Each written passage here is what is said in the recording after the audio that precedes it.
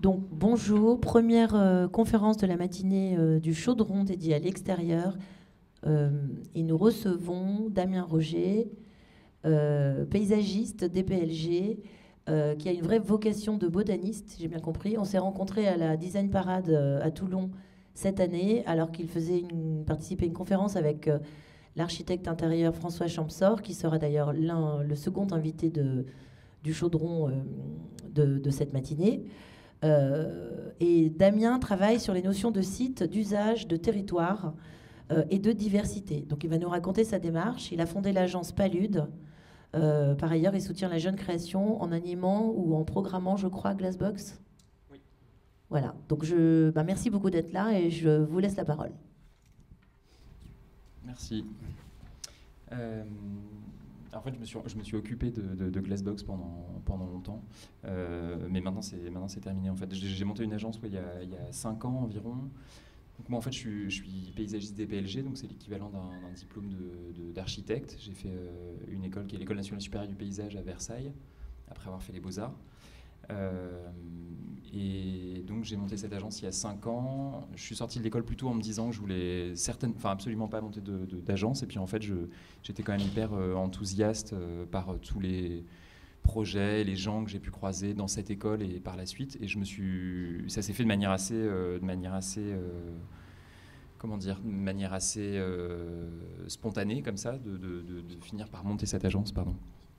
Et donc en fait j'ai commencé à travailler en libéral, en indépendant comme ça sur différents projets et j'ai fini au fur et à mesure du temps par monter cette agence qui a 5 ans environ maintenant. Et donc on travaille sur des projets très, très variés et cette agence s'appelle Palude. C'est une référence à un livre d'André Gide qui est un livre que j'aime beaucoup et qui est une mise en abîme qui est très en avance sur son temps. Qui date de 1894. Et c'est l'histoire d'un homme qui vit dans un marais et qui écrit Palude. Et c'est une sorte de critique de la scène intellectuelle de l'époque et un peu des affres de la création de manière générale. En fait, ces 2 premières images, elles commencent elles sont là un peu pour parler de notre démarche. Donc on est 3 aujourd'hui dans cette petite agence. Et en gros, cette démarche, elle se répartit d'emblée en fait sur 2 sites, sur l'espace, on va dire du bureau à Paris, qui est un espace de la finitude, où on est dans un espace mental de la conception, etc., de la préparation de tous les chantiers qu'on va pouvoir conduire par la suite. Et puis ce deuxième espace qui est en bas, qui est une sorte de jardin pilote pour nous, qui sont des parcelles dans les marais à Bourges. Donc ce sont des petites îles qui sont totalement entourées d'eau. Je vous montrerai des photos plus tard. Et ce sont des parcelles qu'on a achetées, sur lesquelles on développe un projet qui est un projet vraiment sur le long terme, sur lequel on développe un projet de jardin pilote, c'est-à-dire de collection botanique. Ici, c'est une introduction un petit peu à l'équipe et à qui on fonctionne et qui on est. Donc en fait, moi j'ai monté cette agence et j'ai été rejoint ensuite par Robin Vécherding et Greta Colombo qui travaillent avec moi. Ici, on voit une image en dessous sur laquelle on est sur le terrain, sur un chantier, qui est un chantier de parc agricole pour la Maison Trois Gros, qui sont des restaurateurs très célèbres qui sont installés à côté de Roanne. Et ensuite, ces autres différents dessins, ils représentent un peu les gens qui nous entourent et qui sont des gens qui sont tous indépendants et qui sont designers, qui travaillent dans le décor, qui sont jardiniers ou paysagistes, architectes, écrivains, etc., et qui nous accompagnent sur les différents projets. En fait, les projets de jardin, de manière générale, c'est des espaces de jardin, de parcs ou d'espaces publics, mais nous, on en fait assez peu pour l'instant, par choix. C'est des projets qui demandent des compétences comme ça très, très larges et très variées, qui durent souvent assez longtemps et qui demandent un peu d'avoir recours comme ça à des gens d'horizons très différents. Et c'est un petit peu ce qui moi m'anime dans ce travail-là. Ce premier projet là, c'est le jardin dont je vous parlais, qui est dans les marais à Bourges. Donc ces 2 îles, on voit sur le plan en haut un petit peu un espace qui est qui est une construction en bois, qui est un espace d'atelier dans lequel on range le matériel, etc., dans lequel on peut dormir au besoin si on y reste. On y organise des chantiers de quelques jours et c'est un espace dans lequel on est plutôt dans l'idée de la production, c'est-à-dire en amont des projets, on est dans cet endroit sur lequel on expérimente des techniques jardinières, des techniques de gestion de l'espace ouvert, et dans lequel on met en culture en fait différentes espèces qui sont pas des choses qu'on trouve facilement dans le commerce, et donc dans lequel on développe une collection botanique. On voit en bas à droite ce qu'on appelle les coulants dans les marais à Bourges. Donc en fait c'est dans la ville, il y a un plan, il y a une image où on situe un peu plus le site. C'est dans la ville et c'est uniquement accessible par bateau. Donc ce sont des petites barques, c'est exactement comme dans les marais de Saint-Omer, dans le marais Poitevin, dans les ortillonnages d'Amiens, etc. C'est des formations topographiques comme ça très, très particulières qui ont été cultivées par des siècles, depuis des siècles. Là, en l'occurrence, c'est des moines qui ont commencé à endiguer ces marais et à les travailler. Ça a été le sujet d'étude de mon diplôme que j'ai passé à Versailles, il y a 8 ans maintenant. Voilà, et donc là en bas on voit un petit peu ces différentes espèces qui sont des espèces subaquatiques et aquatiques pour la plupart qu'on développe là-bas. Tout en bas à gauche on voit la cathédrale au loin, qui est la cathédrale de Bourges, qui est une cathédrale classée UNESCO, etc. Et on voit que c'est une petite ville de province, relativement petite ville de province qui est sur une sorte d'émergence topographique comme ça, sur une sorte de grande colline, et qui est entourée par une immense vallée qui est la confluence de sept rivières. Cette vallée, elle entoure la ville comme ça, et ces 7 rivières, cette vallée, elle est même décrite par Jules César dans la guerre des Gaules, en parlant de la ville quand il arrive devant comme une ville fortifiée par l'eau. C'est des sortes de douves naturelles comme ça qui s'étendent à l'horizon et qui rendent la ville assez imprenable à l'époque. Depuis, ces moines, ils commencent à aménager des parcelles, à les mettre en culture, d'abord pour installer des moulins, pour les cultiver. Et donc ça donne des grands canaux comme ça qui se promènent un peu dans la ville, au pied de la ville. Et par la suite, c'est cultivé par des maraîchers. Le mot de maraîchage, il vient de là, du mot marais. Le quartier du Marais à Paris, il vient d'un ancien espace. Il vient d'un ancien espace qui avait cette fonction-là, qui était une zone humide et qu'on a cultivé au fur et à mesure du temps. Et c'est là qu'on y développait les productions alimentaires pour la ville. Et donc on voit en bas à gauche comme ça ces différentes parcelles. Et c'est un peu le contexte dans lequel nous on travaille sur ce site. Ce deuxième projet que je vous montre là maintenant, c'est la Maison Trois Gros dont je vous parlais tout à l'heure. Donc c'est des restaurateurs qui sont incroyables. C'est un hôtel-restaurant. C'est la quatrième génération aujourd'hui qui est aux commandes, de père en fils depuis des années. Ils en sont à leur 50e ou 55e année, je ne sais plus, c'est énorme, de 3 étoiles au guide Michelin, ce qui est quelque chose qui est un peu sans précédent. Et en fait, ils ont choisi de quitter leur hôtel restaurant historique qui était à Roanne, juste en face de la gare, qui était vraiment l'image de l'extérieur, en tout cas, d'un hôtel-restaurant de gare, comme ça, dans une ville comme ça de province. Donc là, c'est vraiment en plein milieu rural. Ils se sont installés, ils ont choisi de s'installer, de complètement changer leur activité et de s'installer sur un parc de 17 hectares, dans ce qu'on appelle une campagne là-bas.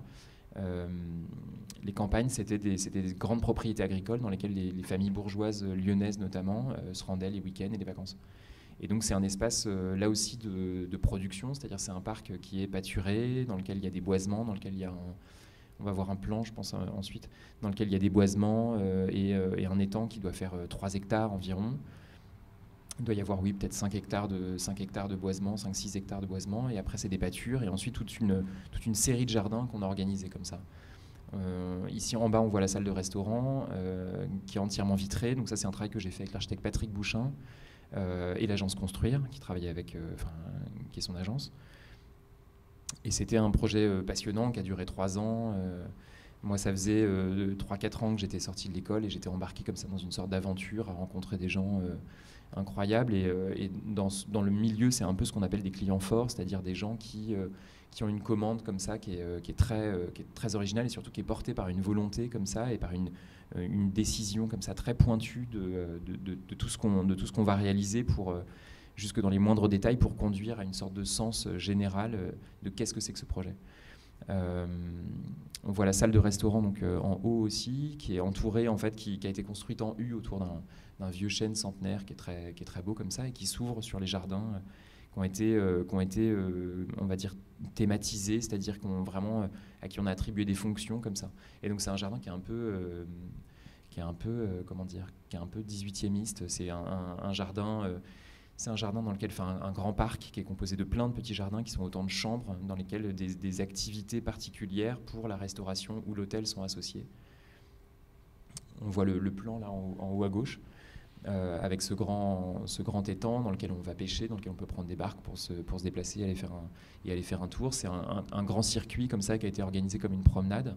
Et l'une des références qu'on convoquait ici, c'était l'un des rares livres de Louis XIV qu'il a écrit de lui-même, qui s'appelle Manière de visiter les jardins de Versailles, qu'il a écrit sous son règne, et qui était une sorte de description du déambulatoire, étape par étape, qu'il fallait suivre, selon lui, pour apprécier à sa juste valeur le parc du château de Versailles.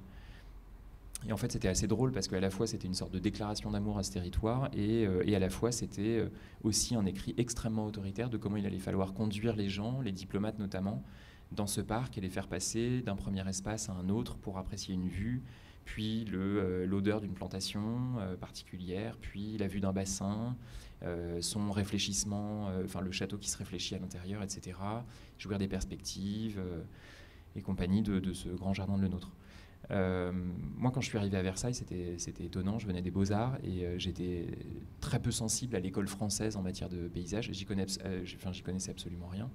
J'arrivais avec une envie comme ça, assez vindicative de radicalité au jardin et tout. Je pensais que c'était un espace de création possible qui était assez en retard, c'est ce que je pensais en tout cas à ce moment-là, qui était assez en retard et qui permettait en fait l'invention de plein de choses nouvelles. Et c'est pour ça que je me suis un peu approprié que j'ai eu envie de m'approprier ce savoir-faire-là. Et en fait, c'est vrai que je trouve que c'est à la rencontre de plein de savoir-faire très très différents, à Versailles notamment, et ça je trouve que c'est assez, ça parle assez bien de ce métier-là. C'est une école qu'on commence après un bac+2, et les gens sont recrutés et viennent de tous horizons différents sur ces surconcours. Et donc dans ma promo, c'était les promos de 40, on vit pendant 4 ans comme ça de manière complètement, assez isolée. On est dans le potager du roi à Versailles, c'est un site qui est superbe. Et j'étais du coup pendant 4 ans avec des gens qui étaient à l'origine des géographes, des architectes, des designers. Il y avait des gens qui avaient étudié les lettres, des gens qui venaient de BTS, aménagement paysager, donc vraiment déjà des questions jardinières, de terrain, etc. Et donc c'était très très variable. Et en fait, ce projet-là, pour moi, ça a été un peu la révélation de cette espèce de pluridisciplinarité nécessaire, que je trouve vraiment passionnante. D'ailleurs, je vous invite à lire un livre qui s'appelle le jardinier, l'artiste et l'ingénieur, qui est un très beau livre qui parle un peu de ces différentes figures qui composent un métier comme ça, totalement polymorphe. Et donc sur ce site, oui, c'était très intéressant de voir que finalement, il y avait des demandes très particulières des propriétaires de la famille Trois Gros. Il y avait un premier jardin dans lequel il y avait une collection à installer, une collection de kakis, qui travaille sur ce fruit très particulier qu'on trouve assez peu en France et qui est hyper intéressant, une collection de cognaciers. On a commencé à planter des poivres du Sichuan, etc. En se rendant compte, moi je faisais des recherches en botanique, je disais que c'est vraiment quelque chose qui m'intéresse énormément. Et donc on a commencé à mettre en collection des poivriers du Sichuan et plein d'autres variétés comme ça. Et donc ce site il s'est organisé évidemment beaucoup plus autour du restaurant et de l'hôtel, avec des parkings clients, un parking pour les usagers, comment un parking peut devenir un jardin et pas uniquement un espace sur lequel on vient garer sa voiture et sur lequel on est de passage 3 secondes. On a installé un grand verger avec plus d'une centaine d'espèces comme ça, qui est un verger vraiment rural. Tout ça, ça se faisait dans une logique très simple et très ruraliste, c'est-à-dire quelque chose où on n'est pas là pour développer des choses extrêmement compliquées, etc., mais où on apprécie des productions comme ça très locales, régionales, et où on essaye de retrouver le sens un peu de qu'est-ce que c'est que ce territoire. C'est-à-dire une géographie particulière, une météo particulière, un ensoleillement étonnant, etc. Voilà, donc là on voit sur la droite la grande cour, qui est un labyrinthe qu'on a conçu comme ça, qui est un labyrinthe de graminées. C'est là-dedans qu'on trouve la collection de kakis, qui est étiquetée de manière très rigoureuse et traditionnelle. Et on a cette grande cour qu'on voit ici, et ensuite on peut voir l'étang, et en haut à gauche le piquetage de cet étang, les dessins qu'on a produits pour dessiner les cheminements dans la forêt qui n'existaient pas, qu'on a ouverts, des anciennes haies qui étaient parties en friche comme ça, qu'on a retrouvées, qui nous ont servi à dessiner de nouvelles perspectives comme ça. Les tracés de ce verger qui venait d'être planté. On voit la salle de restaurant en bas au milieu, où là on a décidé d'en faire une espèce d'épure totale comme ça, qui est posée sur un gazon parfait, qui s'ouvre comme ça sur les horizons de ce vieux parc du 18e. En bas à gauche, on voit justement le traitement de ce parking qu'on a pensé comme une sorte de clairière, en imaginant une fiction qui était celle d'une ancienne forêt, comme ça, d'une ancienne forêt qui aurait existé autour, qui est représentée aujourd'hui plutôt par les bâtiments qui sont autour, et dans lequel on a réinstallé une lisière. On s'est resservi notamment de tous les arbres qui avaient été abattus, tous les arbres morts qui avaient été abattus pendant le chantier, qu'on a choisi de conserver, de stocker sur place, etc., pour en faire des sortes de micados de troncs géants qui créent un événement sur ce parking, qui est le premier espace qu'on découvre en arrivant. Et donc ces micados, en fait, ils sont là, c'est à la fois une mise en scène et à la fois un outil technique, puisque c'est des sols qui sont très très pauvres, très argileux, et sur lesquels on vient implanter ces troncs qui vont attirer des milliards d'insectes qui vont décomposer le bois, des insectes xylophages, qui vont décomposer le bois au fur et à mesure comme ça, et qui vont ramener de la matière organique dans ce sol, qui vont lui redonner vie progressivement. Et donc ça, on sait que l'apport de ces troncs comme ça, et de tous les paillages qu'on a pu travailler, des BRF au sol, c'est-à-dire des broyats de bois vert, qu'on a travaillé au sol, tout ça, ça va redonner vie à ce site progressivement, et on sait que c'est un sol qui va devenir très riche et très bon dans quelques années grâce à ça, avec une action finalement qui est très simple et très rapide à installer. Ici, c'est le projet de la Vina Noailles sur lequel je travaille depuis plusieurs années, depuis 2015 je crois. C'est un site historique qui est un site superbe, c'est une villa, c'est une sorte c'était la commande historiquement d'une petite maison à habiter, c'est la citation de Charles et Marie-Laure de Noailles de l'époque pour Robert Malley Stevens qui est l'architecte, qui était un architecte qui n'avait pas encore véritablement construit. Il travaillait surtout beaucoup pour le théâtre, pour la décoration, pour le cinéma, pour les débuts du cinéma. Et on lui a fait cette demande comme ça. C'est une demande qui là aussi, quelque part, c'est l'exemple d'un client fort, c'est-à-dire d'un couple de propriétaires comme ça, qui sont des mécènes, qui ont envie d'expérimenter des choses très audacieuses et qui ont une idée très précise de là où ils veulent aller. Et qui, du coup, réussissent à conduire un projet avec le maître d'œuvre, avec Malley Stevens, pour en faire quelque chose qui est assez inédit. Et pour moi, d'une certaine manière, ce serait un peu une définition du projet de paysage ou d'architecture par extension, c'est-à-dire vraiment la rencontre avec un commanditaire. On n'est pas dans l'espace comme ça de la création totale, seul à son atelier, etc. Moi, c'est une idée contre laquelle j'ai beaucoup lutté quand j'étais aux Beaux-Arts, parce que je trouvais qu'en France, on était encore beaucoup dans des idées comme ça, très 18e-istes, de l'acte de création qui serait une sorte de révélation, comme ça on serait tout seul à son atelier devant une page blanche, et puis d'un seul coup on serait touché par une espèce de grâce, et puis on transmettrait au monde comme ça une idée qui viendrait d'absolument nulle part. Et moi je crois pas trop à ça, mais je crois beaucoup à la question de la rencontre et de la fabrication avec des gens, et je pense qu'on est mu par beaucoup d'idées qui sont des idées qui proviennent d'images.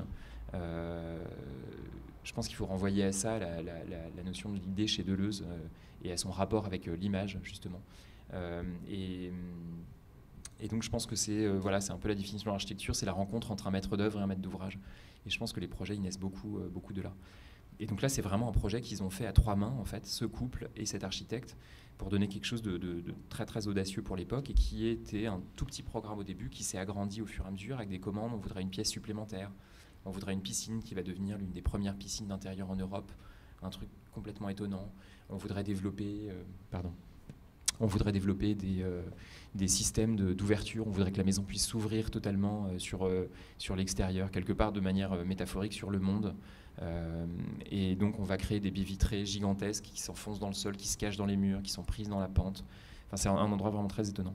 Et donc en fait, moi je travaille pour eux, oui, depuis quelques années. Au début, j'ai commencé par un projet que je vous montrerai après pour eux également, mais qui était sur un autre site à proximité. Et puis au fur et à mesure, c'est quelque chose qui s'est fait de manière très progressif comme ça. Et puis au fur et à mesure, en fait, ils ont commencé à me demander de travailler sur les événements, parce qu'il y a des événements qui sont devenus vraiment des événements incontournables, très importants, qui sont le festival du design, de la mode, une exposition d'architecture, une exposition de photographie, des ateliers pour enfants, etc. Il y a vraiment un programme très très dense, qui est vraiment impressionnant, et qui est toujours une découverte extrêmement joyeuse de plein de figures de la création contemporaine, de la jeune création contemporaine. Et donc j'ai commencé à travailler pour ces événements, pour les accompagner, parce qu'ils avaient besoin de prendre possession d'un lieu, il fallait le réhabiliter pour l'événement. Et puis finalement, ils me demandaient de mettre en scène une plantation de poterie, comme on peut le voir en haut à gauche par exemple, de poterie de plantes locales ou de plantes domestiques de la région, le temps d'un photocall pour accueillir en fait les invités du festival. Et puis après, il fallait repenser des cheminements dans le jardin, etc. Et donc en fait, c'est un projet qui s'est fait complètement à l'envers et c'est une manière aussi très étonnante de le faire et que je trouve vraiment intéressante. C'est-à-dire, c'est pas une commande qui nous a dicté où au début on a un programme, on dit il va falloir faire ça et ça et ça, on a 2 ans pour le réaliser, on a 1 an de conception, différentes phases de projet, et puis finalement après on convoque des entreprises, etc. Non. Là en l'occurrence, on est beaucoup sur le terrain avec eux et on l'a beaucoup réalisé avec eux. C'est-à-dire moi j'étais présent à chaque fois, à chaque festival, en amont de chaque temps comme ça, et avec des équipes de jardiniers, on réalisait toutes ces choses comme ça pour les temps du festival. Et donc on agit au fur et à mesure et on définit le projet qui est dans un site qui est un peu intouchable aussi, c'est-à-dire on n'a pas du tout envie de pervertir en fait le projet de départ historique. Et donc en fait on progresse comme ça progressivement d'espace en espace et d'année en année. Et donc ça peut durer encore des années comme ça jusqu'à se dire qu'on a réhabilité ce lieu dans son intégralité. Ça, c'est le Château Saint-Pierre, c'est le premier projet pour lequel j'ai travaillé avec eux. J'avais fait un premier projet avec l'équipe de Pierre Bouchin et j'ai vu qu'ils étaient amenés à réhabiliter une ancienne ruine comme ça, qui est très belle, qui était totalement effondrée de l'extérieur, dont il ne restait plus que les façades. Une ruine du 19e, qui était la propriété d'intellectuels locaux hyper intéressants, qui étaient des amis des Noailles. Et donc ça, c'est un projet qui était beaucoup plus botanique parce que c'était un site qui était totalement à l'abandon depuis toujours, qui était une sorte de parc spontané dans la ville, c'est-à-dire qu'il était ouvert, les gens visitaient cette ruine, allaient y promener leurs chiens, c'était en haut de la colline du vieux château, qui est le sommet de la ville de Hyères. Et donc on a travaillé sur ce site, notamment sur la question des échappées de jardin, qui est une notion comme ça très ancienne, c'est la question de l'indigénat des plantes. D'où viennent les plantes, qu'est-ce qu'elles font là, est-ce qu'elles ont leur place ici ? Est-ce qu'on considère qu'une plante qui vient d'Asie a le droit de rester ici ? Est-ce qu'elle va nous envahir ? Enfin, c'est des questions qui occupent énormément aujourd'hui les botanistes, les scientifiques en général et les paysagistes.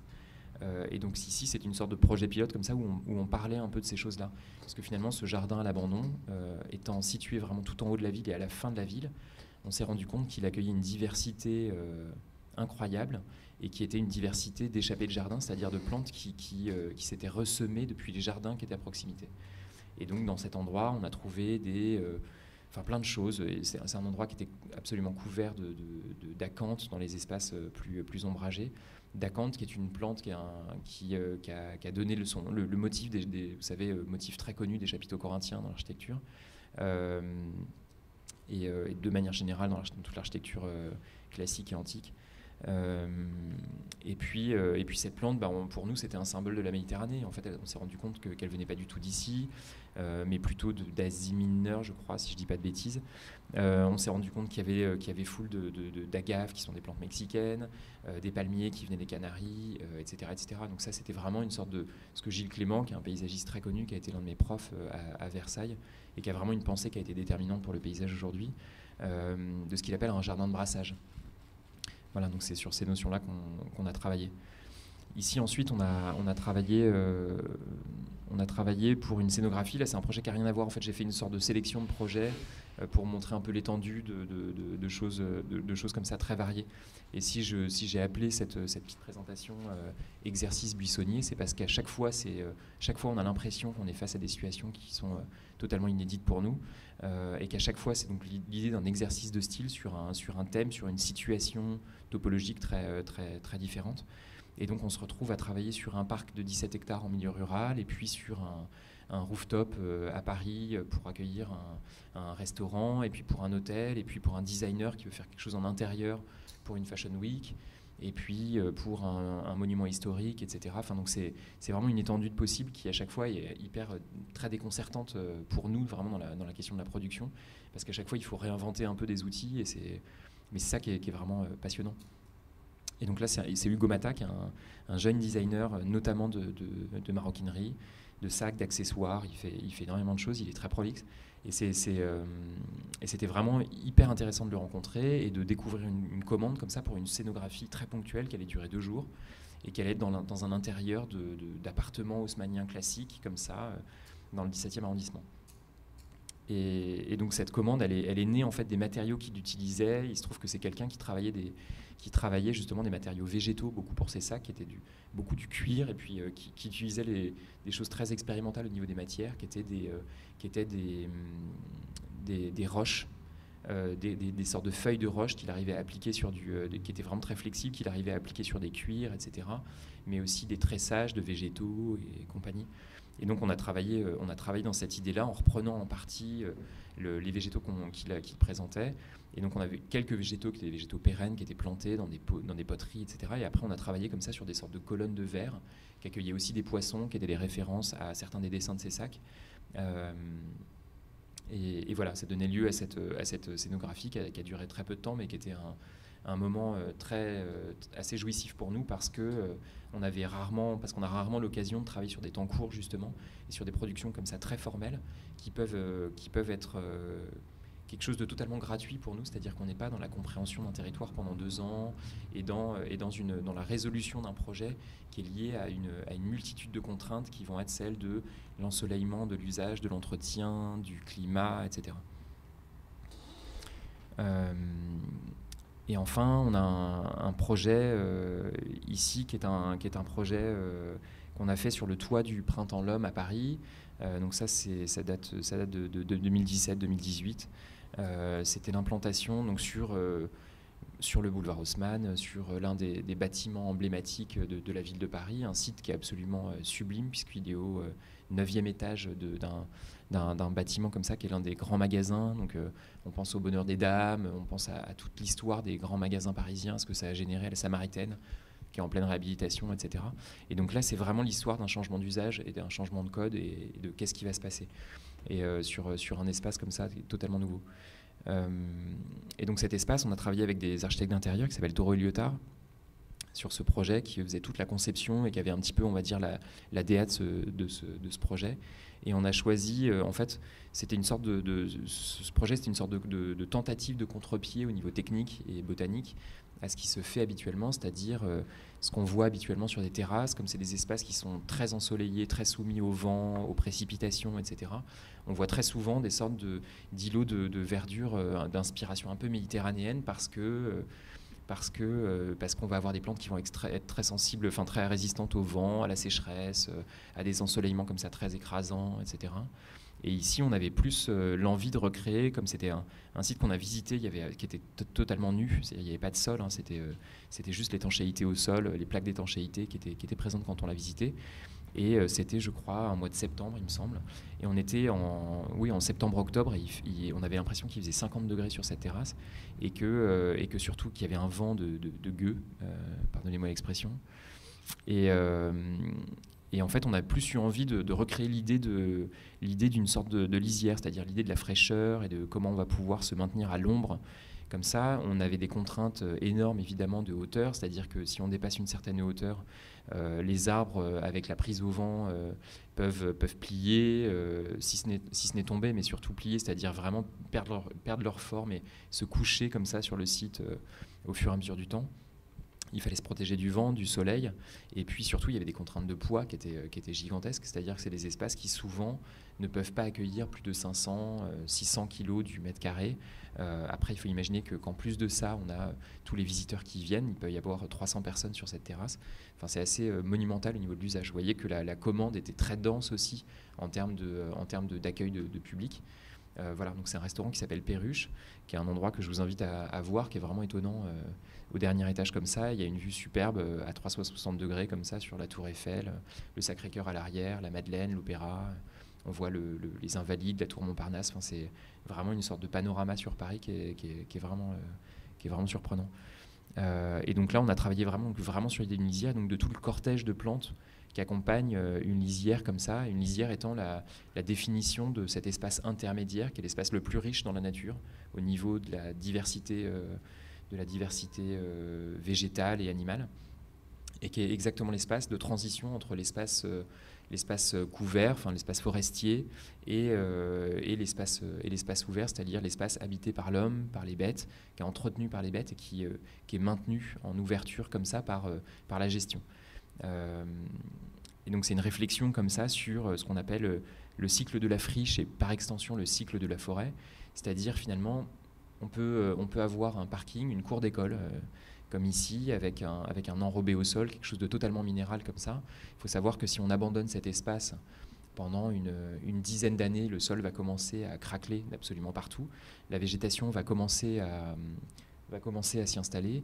Et en fait, on a ce qu'on appelle les espèces pionnières qui arrivent, puis des espèces forestières progressivement. Et ça suit une sorte de logique assez implacable qui décrit un cortège de plantes et leur temporalité comme ça sur un site. Et donc en fait, on a ces plantes annuelles tout d'abord qui vont commencer à coloniser le site parce qu'elles se reproduisent par milliers de graines qui sont extrêmement volatiles et qui s'installent dans toutes les infractuosités, normalement de la roche en terrain naturel, mais du bitume en ville. Et c'est toutes ces plantes qu'on croise sur les détours d'un caniveau, au pied d'un arbre, qui arrive à pousser dans une bouche d'aération, une bouche de métro, etc. Et ensuite, on a les espèces ligneuses qui commencent à s'installer, les graminées d'abord, les espèces ligneuses, j'allais dire les résineux, ce qu'on appelle les ronciers, c'est-à-dire toutes les espèces de ronces, les roses sauvages, etc., qui vont protéger des graines plus grosses, qui vont être maintenues à l'humidité et à l'ombre comme ça, et qui vont pouvoir pousser au milieu, qui vont être les espèces arbustives, puis viennent les espèces arborées, c'est-à-dire les arbres, d'abord des arbres pionniers, puis des arbres forestiers. Et donc tout ça, ça décrit un cortège comme ça de plantes. Et en fait, dans ce travail sur la lisière, c'est-à-dire sur une sorte de grand espace ouvert au centre avec des tables de restaurant dans lesquelles on peut venir manger, autour, on a recréé une lisière pour définir cet espace au centre comme une sorte de grande clairière là aussi, qui allait être protégée du vent et des embruns par des bacs plantés assez hauts comme ça, qui sont des immenses bacs plantés. On a des tonnes et des tonnes de terre, je ne sais plus combien on est, mais je pense qu'on est à 300 mètres cubes de terre à peu près, et qui sont plantés d'espèces comme ça forestières. Et donc on a à l'arrière-plan comme ça des arbustes et des arbres qui sont accompagnés à l'avant d'espèces qui ont besoin de plus de soleil, etc.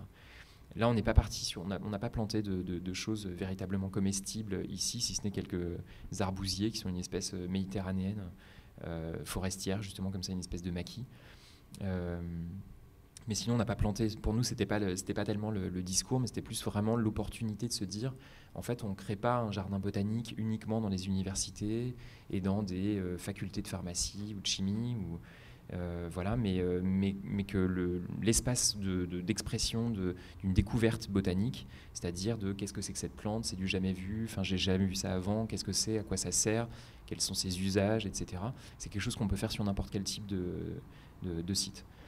Et donc on voit ce plan de plantation comme ça, qui était en fait là qui est vraiment très simplifié, mais qui était très complexe dans sa composition. On a des dizaines d'espèces différentes qui viennent un peu des quatre coins de la planète, et qui finissent par mêler fabriquer une sorte de mélange heureux comme ça de végétaux qui vont garder en partie leur feuillage d'hiver, qui vont apporter des floraisons comme ça un peu sur toutes les périodes de l'année, des senteurs, et on a voilà, et donc c'est un jardin qui est en train de se constituer, c'est-à-dire savoir qu'un jardin comme ça à la plantation, c'est quelque chose qui va mettre peut-être, je sais pas, peut-être 5 ans, 10 ans parfois à se mettre en place et à vraiment prendre toute son ampleur. Et qui est un milieu qui est qui est très évolutif et très mouvant, puisqu'un jardin a aussi une sorte de durée de vie, en tout cas les végétaux plantés comme ça, de manière artificielle, notamment dans des bacs, ont un peu une durée de vie. Donc c'est un jardin qui va se développer comme ça pendant 5 à 10 ans, qui va s'exprimer pendant 20 ans, et puis au bout de 20, 30 ans, va commencer à vieillir. Il y a des nouvelles espèces qui vont arriver, qui vont être des espèces spontanées, apportées par les oiseaux, par le vent, qui vont se ressemer dedans. Et voilà. Et finalement, c'est un peu l'histoire de ce qu'on fait, c'est-à-dire que finalement, on conçoit des choses comme ça, extrêmement élaborées, pour l'homme, pour son plaisir, mais aussi, et avant tout, pour recréer des milieux. Et pour considérer que chaque nouvel espace d'appropriation comme ça du territoire urbain, rural, etc., est une occasion et une opportunité de créer un nouveau milieu qui va lui-même pouvoir essaimer et accompagner en fait la diversité ambiante. Voilà, c'était la dernière image, je crois. Ce petit logo, c'est une référence, c'est une algue qu'on appelle la laitue de mer, qui est une algue comestible d'ailleurs qu'on trouve en France, un peu partout, en Bretagne notamment.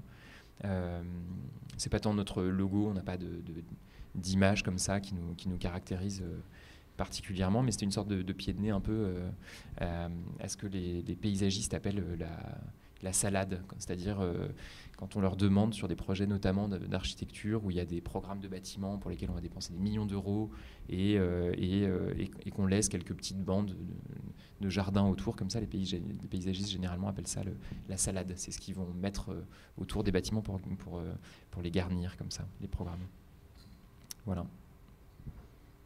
Est-ce que vous avez des questions? Quelque chose? C'est pas obligatoire. Non, bah si, c'est bien d'avoir un temps d'échange. Vous avez vu qu'on est sur des projets qui se construisent très en amont, c'est extrêmement réfléchi, pensez, il y a vraiment toute cette analyse du territoire. C'est une approche qu'en tant qu'architecte d'intérieur, vous avez aussi normalement. J'ai trouvé très intéressant que vous évoquiez beaucoup la pluridisciplinarité, les compétences qui se complètent, enfin qui se oui, et puis je crois que c'est pas du tout quelque chose qui est spécifique aux paysagistes, c'est-à-dire l'architecte travaille exactement de la même manière. Oui. Je pense qu'un artiste travaille exactement de la même manière. Oui, voilà, totalement. C'est une cuisine. C'est vraiment l'idée d'une cuisine. Oui, tout à fait. Vous le ressentez ça? Donc voilà, après, moi j'aime beaucoup aussi l'idée de faire cette réflexion. Le parking chez les Trois Gros, ça m'a assez épaté, les Mikado de troncs qui vont se décomposer, à ramener des insectes, et que finalement une installation paysagère comme celle-ci va enrichir le sol et dans 10 ans le rendra fertile. Ça, je trouve ça cool. En fait, c'est ça qui pour moi peut définir aussi le projet collaboratif en architecture, en paysage, etc. C'est que il ne s'agit pas uniquement de créer du beau. Enfin, je veux dire, tout le monde peut faire du beau. Oui. Le beau peut n'avoir absolument aucun sens, etc. Le joli est généralement très transitoire et éphémère. Là, en l'occurrence, il s'agit de s'inscrire dans un site sur un temps beaucoup plus long. Oui. Et je pense qu'en architecture, l'idée, c'est de réussir à trouver, à fabriquer des belles choses, des choses nouvelles, mais qui ont une utilité aussi, qui ont une fonction. Et c'est un peu cette rencontre de ces deux choses. Et c'est ce qui rend ce métier, enfin moi je trouve hyper complexe. Moi j'ai l'impression d'être véritablement un bébé paysagiste. C'est qu'en fait la question vraiment du naturel, de la botanique, des végétaux, de l'implantation du vivant sur un milieu, etc. C'est quelque chose qui est totalement inépuisable et dont je pense on est aux prémices de la compréhension de ces mécanismes-là. Donc essayer d'absorber tout ça comme ça pour comprendre un site et pour ensuite réussir à le travailler, pour ensuite éventuellement réussir à le transformer, c'est quelque chose qui possiblement en fait devrait pouvoir prendre des années, rien que l'analyse d'un site comme ça.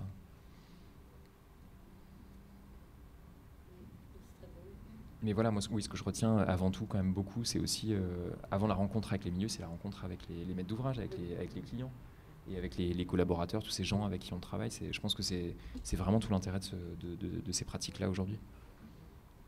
Oui, pardon. Je voulais dire environ combien de temps par projet, et est-ce qu'à chaque fois, par exemple, l'idée des troncs, il y a un peu une dimension écologique, est-ce que ça revient à chaque fois dans vos projets d'avoir peut-être un engagement avec cette idée écologique En fait, alors nous pour répondre à la première question, nous on travaille sur des temps qui sont très longs. C'est-à-dire que les projets d'architecture, de paysage, de manière générale, c'est des temps qui sont vraiment très longs. Et nous, là où en plus nous on est très attiré par le terrain, on est beaucoup présent sur le terrain. Moi, je viens d'une école de pensée à Versailles, d'une génération de gens qui se sont battus pour faire de l'urbanisme, pour faire du grand territoire, etc. Et moi, j'ai envie de retourner à cette échelle comme ça de jardin, de parc, parce que je trouve que c'est une échelle qui est abandonnée un peu aujourd'hui par les paysagistes et qu'on perd ces savoir-faire-là. Et donc, il se trouve que du coup, on passe beaucoup de temps sur le terrain, sur le site comme ça, et qu'on essaye de réapprendre des savoir-faire agricoles, jardiniers, de jardiner nous-mêmes. Et de monter des équipes et voilà, de travailler de cette manière-là. Et donc en fait, ce qui se passe, c'est que du coup, on s'intéresse énormément à la question de la gestion, de comment cet espace est entretenu plus tard, de comment il va être géré, etc. Parce que les jardins, c'est des lieux qui sont totalement mouvants et qui, en l'espace de 2 ans, peuvent changer de forme de manière totalement radicale si on n'y intervient pas. C'est la spécificité de ce type de travail. Donc nous, ça s'inscrit sur des temps très longs, c'est-à-dire la Villa Noailles, ça date depuis 2015, mais même avant, en fait, on avait commencé à travailler sur le Château Saint-Pierre bien avant. La Maison Trois Gros, je pense qu'en tout, ça a dû durer 3 ans et demi, quelque chose comme ça, entre vraiment les premières rencontres avec les architectes, puis les clients, etc., et la finalisation du chantier. Et en fait, il se trouve qu'en fait, ce projet n'est pas terminé, ça fait 17 hectares, et que je continue de retourner chez eux tous les ans pour les accompagner justement sur la gestion. Et en fait, chaque année, on a envie, parce que c'est excitant de développer des nouveaux projets. Donc on fabrique un nouveau jardin, ils viennent de racheter une parcelle en face sur laquelle ils ont envie d'installer une sorte d'aire de pique-nique un peu, comment dire, un peu alternative, voilà, expérimentale. Donc on va développer des nouveaux systèmes. Et donc on se réapproprie un peu les choses au fur et à mesure du temps et ça continue de bouger. Donc c'est des temps qui sont très longs pour nous. Et puis votre deuxième question, pardon. Ouais. Ouais, la dimension écologique pour nous, elle est, ouais, elle est essentielle. En fait, elle est même au-delà d'essentielle. C'est que pour nous, elle est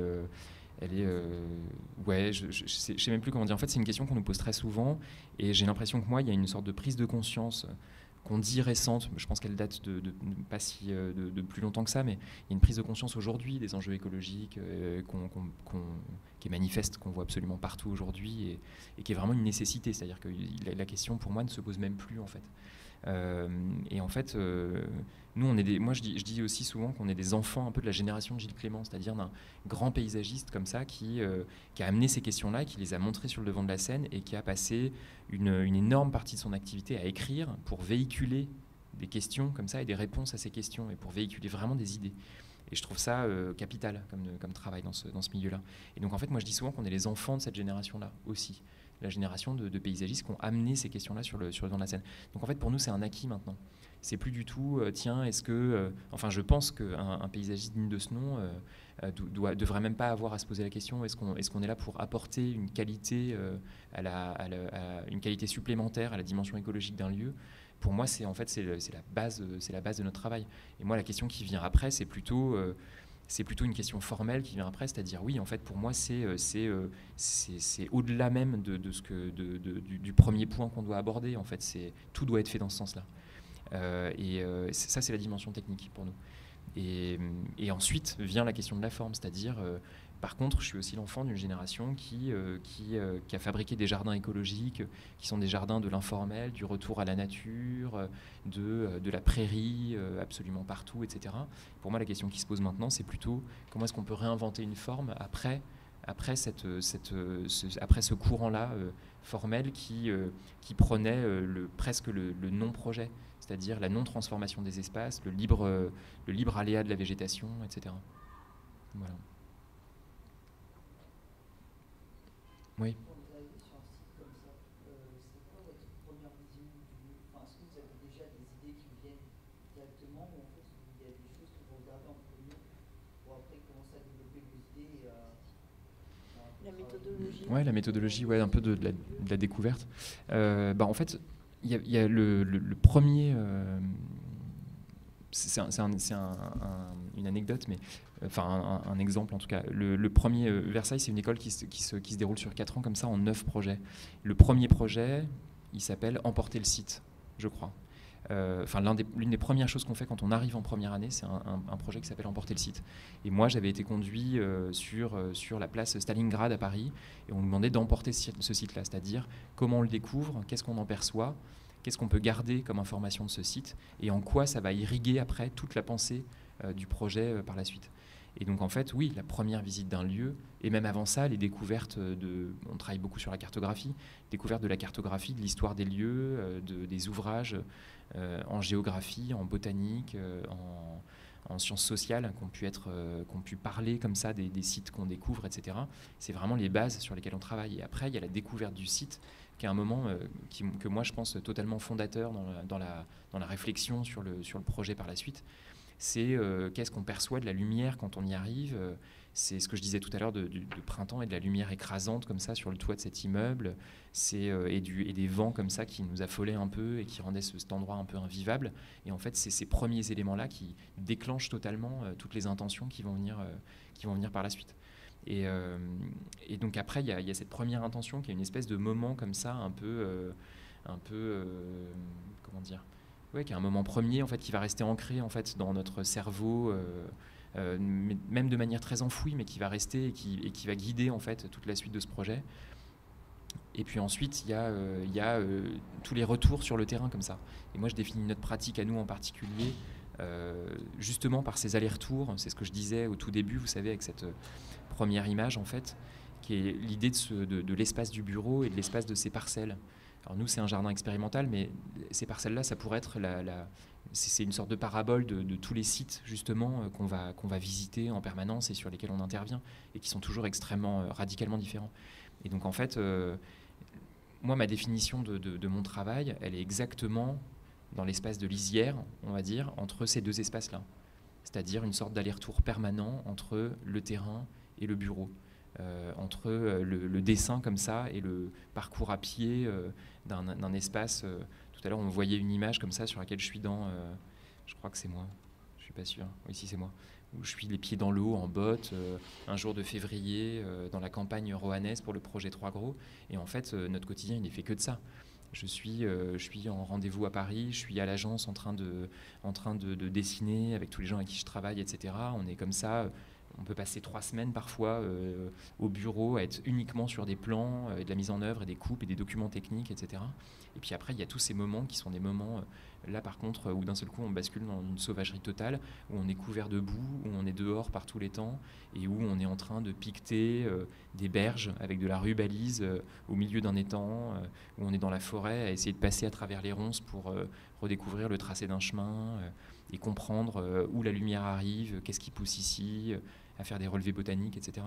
Et voilà, je pense que c'est un peu dans cet espace-là, sur le terrain, en tout cas, oui, que ça se passe beaucoup dans la conception. Donc la conclusion de l'extérieur, sur l'extérieur. Oui, c'est ça. Bon, bah, merci beaucoup. Merci beaucoup.